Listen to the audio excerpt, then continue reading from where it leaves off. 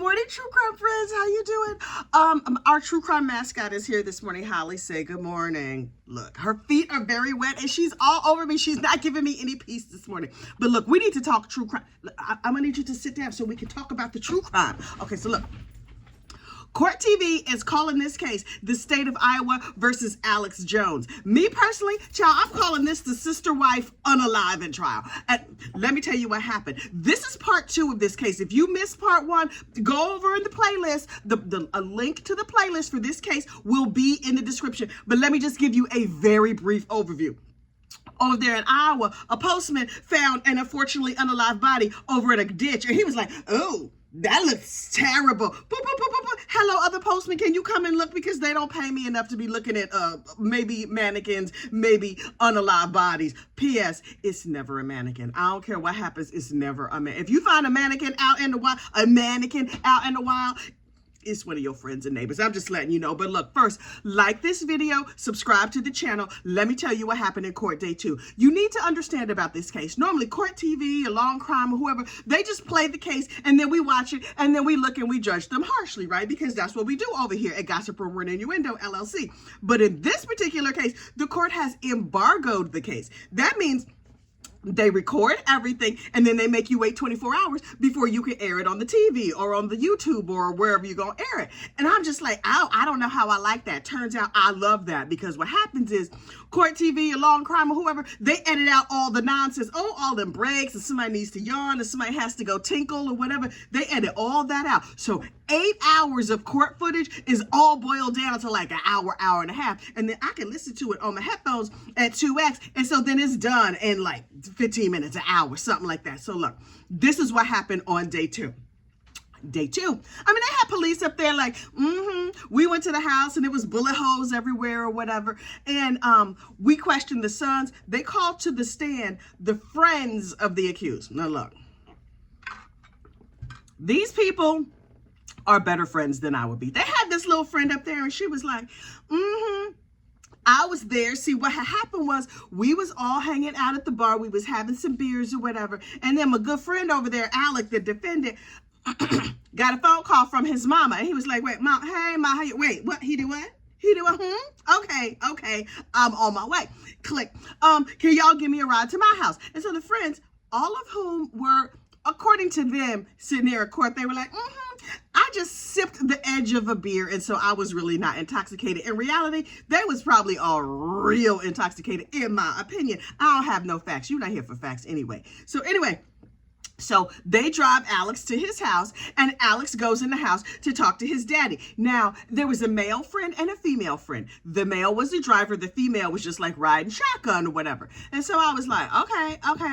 So they asked the female friend, well, why did you go? And he was like, so look, so that you understand, in this house, it was Alex and his mom and his dad and his dad's girlfriend. That's why I call this the sister wife case. Now, did these two women like each other? No. And apparently, everybody was narcotics enthusiasts. Now, listen, do I advocate for the use of narcotics? Absolutely not. And in this particular case, they was using that real bad stuff, right? And so that methamphetamine, I'm not up on all the latest meths, but whichever one it was, that's the one they were using, the bad one. And so apparently the mama of the house had left Post-it notes all over the kitchen telling her sister wife, her husband's girlfriend, now listen, you need to put these dishes away, right? And I don't like the way you loaded the dishwasher or whatever. They didn't say what the Post-it notes said, but me in my heart, I really, really, really want to know what all the Post-it notes said. But there was some argument over the Post-it notes and cleaning. Your sister wife living up in your house and she not gonna clean? Are we sure this was not a public service unalive? I'm just saying. Also, how is the sister wife still on this mortal coil? You gonna come and live at my house and you not gonna clean properly and you got an attitude? And now I'm fighting with my spouse, and then the spouse was like, woman, to his wife, woman, I'm sick of you. Smacked. She ain't have no iron skillet handy or nothing. They was already in the kitchen. This seemed like an easy job to take care of. But listen, we here at Gossip Rumor and Innuendo LLC do not advocate harming other people unless they really need to be. Okay, anyway, so the sons came home and were like, oh, daddy and his no account girlfriend, y'all got an argument and daddy smacked you, you say. Okay.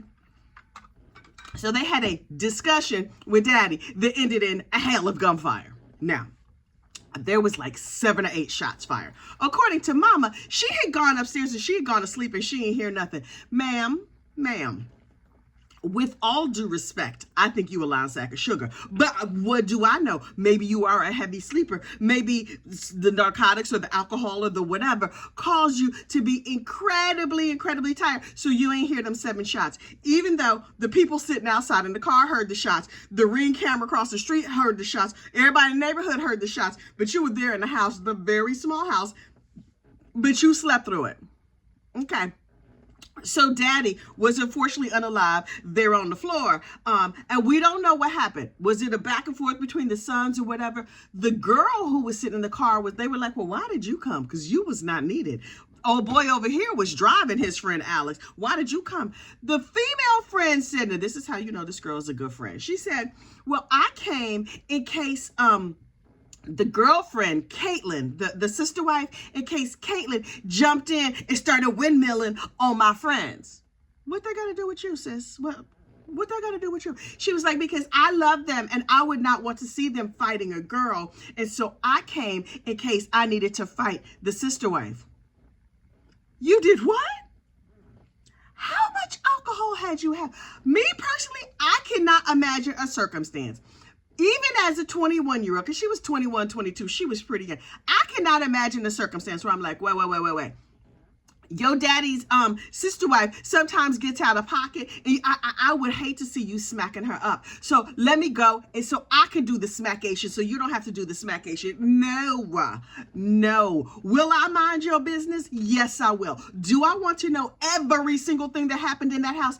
Absolutely, I do. But am I going to be a part of a fight? No, honey. I am a delicate flower, in case you did not know. And not only am I a delicate flower now, I was a delicate flower as a 20-year-old. I would have been like, oh, that looks terrible. Child, you should have seen what I see. I would have gossiped about it, but I would have not participated. So the people sitting out the car, they're like, we were there for like 20 minutes, half an hour, something.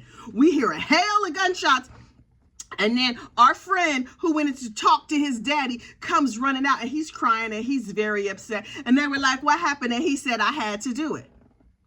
Okay, we know from the toxicology reports that daddy was really out of his mind on assorted narcotics. As I said, he was a narcotics enthusiast. And so when he jumps in the car, he tells his friends, drive. And so the friends are like, okay, screech tires, and they drive away real fast. And then they thought about it, and then they did a U-turn and came back to the house. Criminal masterminds, they are not. And so they were like, okay, what are we gonna do? Okay, listen, I'm gonna go back in the house, friends, and I'll tell you what, why don't you come with me? Now, what conversation was had in that car? Unclear. The people sitting there on the stand yesterday was like, I don't recall. I don't know what happened. My mind is foggy. I don't, But then it later was revealed that the friends and the younger brother all went in the house and they seen daddy laying there on the floor, no longer on this mortal coil. There was gunshots all over, like bullets and stuff. They was picking up casings. They had fired a pew and a projectile went through the wall and pierced the American flag. So y'all just defiling flags and unaliving daddies or whatever. So they were like, okay, so we picked him up. 2 of us took the arms, 2 of us took the legs, and I pulled my truck around and we put him in the back seat of the car. No, not the back seat, because you don't want to be defiling your back seat like that. I mean, he already slipped the surly bonds of this earth. Ain't no need to mess up your upholstery too. And so they put him in the trunk or something. They put him in the back of the truck, I believe. That seems right. And then they were like, okay, then we just grabbed a rug and threw a rug on top of him to hide him. I thought yesterday that they had burritoed him in the rug or like taquitoed him, rolled him up. They are not good at crime. These people are not true crime fans. I do not advocate committing any kind of crime for any reason. But if you're going to start committing crimes, you should maybe at least try to be a little bit good at it. So anyway, They drive out, and the son, Alex, the defendant, was like, okay, go left, go right, go here, go there, whatever. He directs them, and then he's like, okay, pull up over here. And then they just toss daddy down into a ditch. Okay. And then they were like, it's dark right now, but when the sun comes up, it's going to be real obvious what happened. So then they just took a rug and put it on top of him. Did they think people walking by or driving by were going to be like, look at that lovely rug. What a lovely place. Looks like a rug that would go in front of a sink. It's long and narrow, but isn't it lovely just over there in that ditch with them feet sticking out the end of it? That does not look suspicious at all. Okay. So they left daddy over there in the ditch, no longer on this mortal coil, and they were very upset and crying and stuff. And so they went back to the bar and they closed the place down. They stayed, they had several more beers. Apparently everybody was very, very intoxicated. And then they went home and the friends were with them and they were like, okay, we really do need to clean up this mess. I do not know where the girlfriend was. The mama, according to her, was upstairs asleep. The mama, according to me, was passed out drunk, or something else. Because this seemed like a family who was on first name basis with a narcotic or excesses of alcohol. They might have had substance use disorder. Now, do I know what those substances were? No. But I can speculate wildly, and I'm sure you're speculating wildly too. So anyway, they're like, we should clean up this mess. Also, we're very drunk, so they commenced to patching holes. Oh, they got the spackle. They patched up the holes. Nobody stitched up that flag. Y'all have no white thread or red thread. I forget which color had the bullet hole in it, but it just seems inappropriate that y'all didn't patch that flag. I won't get over it. Anyway, so they patched up the little spackle, and they're like, you know, we got some spare paint from when we painted. Let's just paint this spot right here. But they were drunk, so they were not very neat. And some of the paint dripped down so you could tell it was fresh paint. And then they did not put the cap back on. They didn't put the lid back on the paint. That paint is going to dry out. What if you have to pew somebody else and you need to patch a hole? Or what if somebody runs into the, like if the police dust leaves too much, you know, that fingerprint dust, y'all not going to be able to repaint. Okay, so I guess that's not a main priority. So anyway, he left the paint can sit in his room with the lid off. Shameful. With the brush sticking out. He left the spackle and the little putty knife right there. Y'all are bad at crime. And then they went to sleep. Then the next day, the postman finds the body in the ditch. And they have him down to the police station, and they told the whole story, conveniently editing out the part where they had to, unfortunately, unalive daddy. Now, look, then court TV went to a break, and Julie Grant over there at the court TV was like, okay, professionals that we have to come in and talk about this case. What do you think about it? And one of the professionals opened his mouth and said the quiet part out loud. He said, sound like he needed unaliving. I was like,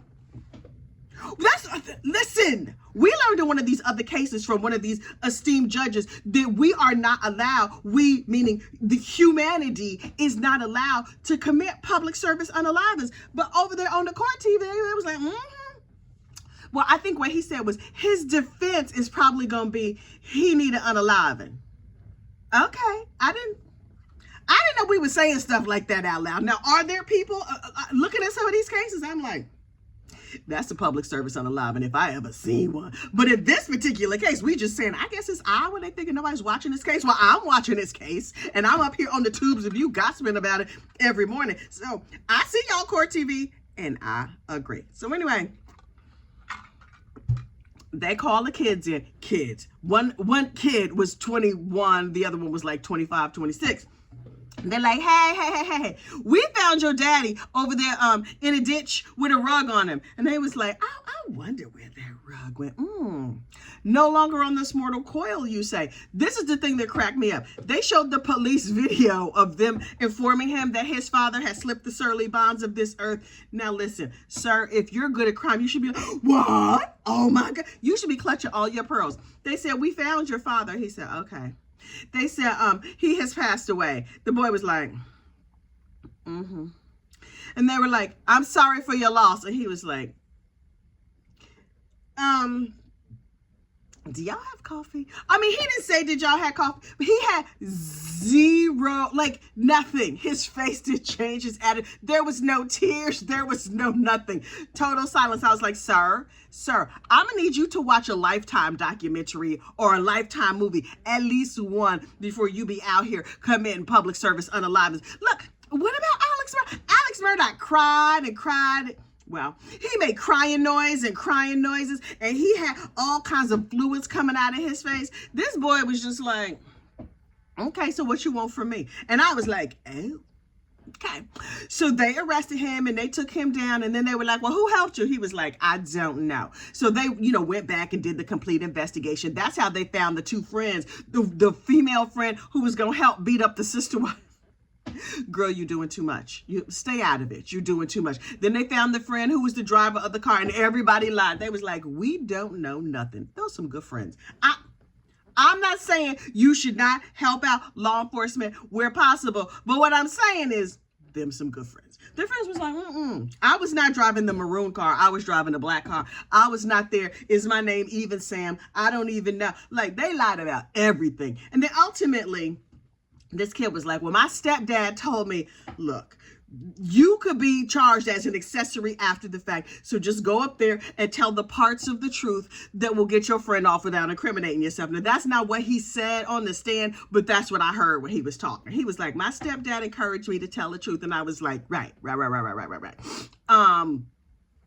the parts of the truth. Tell what you think they can prove. The rest of it, leave it alone. So anyway, this boy gets up on the stand and he tells the parts of the truth that he think might be useful. Some of it might have been truth adjacent. Some of it might not have had no similarity to the truth, but okay, he told his story like, we was sitting there, we carried the, can you say corpse? I don't know. We carried the gentleman and we tossed him in a ditch, and then we went and had some beers, and he was like, I did not spackle nothing. I did not hold a paintbrush. I didn't do nothing. I was like, okay, cool paint job, dude. And then I went home, and then I just lied to the police about everything, because that's what you do when you have good friends. And so now the friend is on trial. The brother is on trial. Everybody, look. When they had the original mugshots, everybody looked like they had a cat on their head. You like a nice black cat, like a nice fluffy black cat. The two sons who were being charged, it looked like both of them, like a nice feline, a big fluffy feline, just rested on their head, and they was looking all like, eyes all like himbo. Now in court, high, short, tight haircut, suits, everything. I was like, is that the same person? Because I'm not sure that's the same person. He had a reverse mullet. It was like real shaggy up here and real short around. Oh, that's kind of a hairstyle I have. Anyway, so they took the cats off their head, and they up in court with the suits straight back, looking very like responsible citizens. Now, here's the thing that really, really, really got me with this case. They had, not as part of the case, but on court TV or whatever, they had an interview with these boys' mama. The mama was like, they are good boys. This was not premeditated. Me and my husband had a fight, and I don't know what happened, because me and my husband had just like we had a little back and forth, and then I just went upstairs and went to bed, and I slept through them 7 shots. Ma'am, I know you didn't want your face on TV. They filming you from the back, so we're just looking at the back of your head. And I'm looking at the back of your head like you are out of your mind. 7 shots. You slept through all of them. The whole neighborhood was awake, but you was asleep. Okay. And she was like, and now I'm here in this big old house alone. Whoa. You used to live with like 5 people. It was you, your 2 sons, your ex-husband, and the sister wife. So the ex-husband's no longer on this mortal coil. The 2 sons are locked up in prison. Where the sister wife? Where'd she go? Something tells me y'all was not real good friends. And after the husband wasn't for the husband was unfortunately unalive, she was like, you know what I'm gonna do? I think I'm gonna move, because this heifer want me to clean. She be leaving Post-it notes. Isn't Post-it? Wasn't she the cause of this? She was like the distal cause of it, not the proximal cause. She was part of the whole stew of madness that was this house.